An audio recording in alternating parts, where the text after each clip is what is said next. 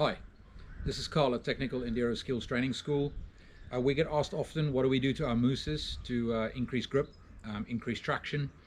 There's a number of tips and tricks, things that you can do, not only to increase the lifespan of your mousse, but also to maximize the performance that you get out of it for a particular event. You may not necessarily be concerned with how long your mousse lasts. You may be an extremely competitive racer. You may care more about the result in the event than necessarily getting a year or 2 years out of your mousse. These things that we do will reduce the mousse life, but it does increase grip and performance of the mousse in competition. And so you need to weigh up what's important to you. Certainly none of these things are recommended by Michelin or any other mousse or tire manufacturer for that matter, but it's the things that we do to just gain that little bit of extra competitiveness. This is the new Michelin M14 mousse. I've put about 30 to 35 hours through this mousse. I used this at the Valleys Extreme race in Wales earlier this year, and it's still perfect. I mean, I would not be changing this mousse for quite a long time still. It's still really firm, at least as firm as it sort of came. It hasn't softened up a huge amount, and when I turn the mousse, you'll see why that is pretty surprising. So when I got this mousse, I wanted to get the best performance out of this mousse straight away, and so what a lot of us do who compete aggressively is we tend to drill holes in the mousse. That makes the mousse squat a little bit lower. It's very easy. You take a 16mm drill bit and you drill a hole roughly every 100, 125, 150 mil around. If you're really careful, you can drill nice and clean holes and so forth. To make sure that the mousse keeps lasting, we put Michelin mousse gel inside the holes, and we really lather up the mousse inside the tire so that it's sitting in a bath of Michelin mousse gel, and it can move around a lot, because as the tire gets compressed and squats, as you go over obstacles and things, you don't want that mousse necessarily to rub too hard against the tire sidewall. You want it to move around inside of the tire.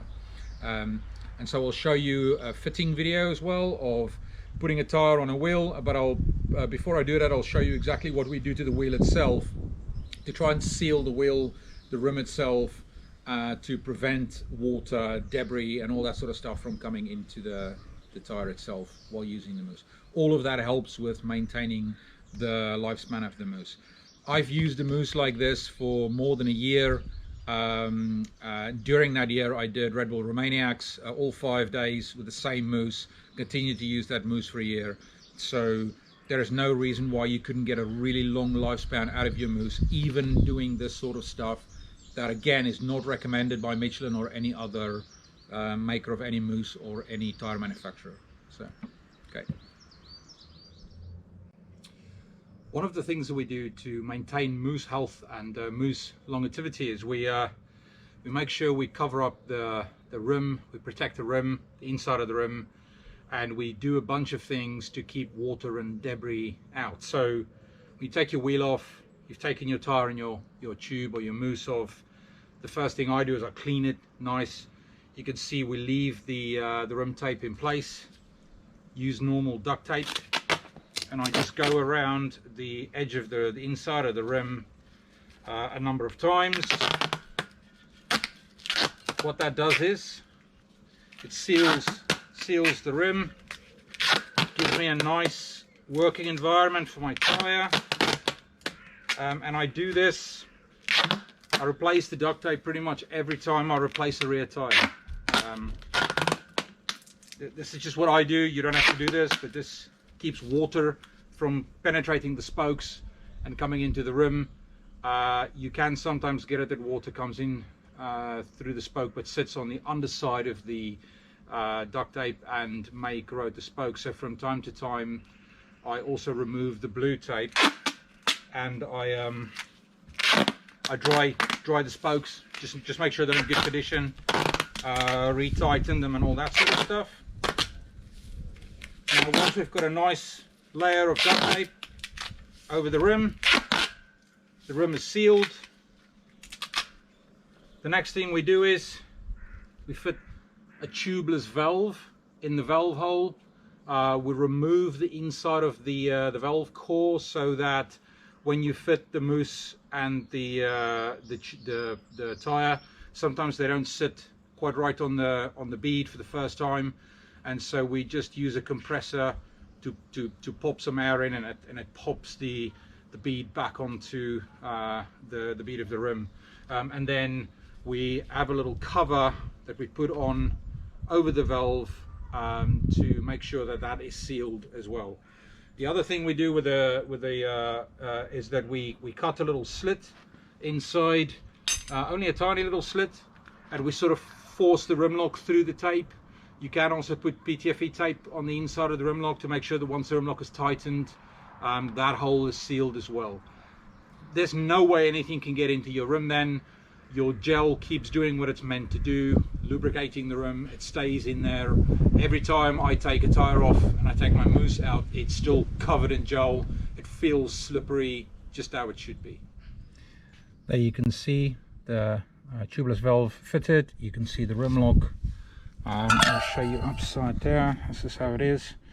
You'll see a nice seal from the tubeless valve, and you'll see that the rim lock is tucked in nicely through the tube, sealing the rim again. If you don't happen to have a tubeless valve handy, you can just use an old inner tube, cut one for yourself and put that through the rim. Take the valve core out so that you can blow air into the rim at a nice high pace so that it pops it back on the bead. There are a ton of tire fitting videos on YouTube, so I'm not going to try and make a new one. I just want to highlight one particular tip that makes your life incredibly easy when fitting a tire with a mousse in, using a rubber conda. I think that tip is often sort of glossed over in a lot of the videos, but it is the one thing that makes fitting the tire very, very difficult, is if you don't do it. So I'll show you real quick. So I've hooked it in. I just start using a couple of tire levers to move the tire around, get it onto and inside the bead very quickly, and at some point you'll see it's getting more difficult. Okay, this is because there's a steel wire inside the bead. That steel wire does not stretch. If you're Superman, you might break it, but then you ruin your tire. So the point is not to damage that steel wire, not to damage your rim. It doesn't have to be hard. All you've got to do is give that space, somewhere to go. The way to do that is to look to the opposite side of the tire and allow the opposite side of the tire to dip into the hollow of the rim, so that the next time I apply force, you'll see that it comes in. And you can just use your knee, just push that down a tiny bit. You can now see that it's in, and look at what happens when I pull this now. It slides more into the hollow of the rim, not using a huge amount of force. Really not that difficult. In fact, I can just now do the last bit of it by lifting this up, pushing the rim lock into the place where it's meant to go, popping that on. Dead simple. No need to be Superman, no need to break your rim.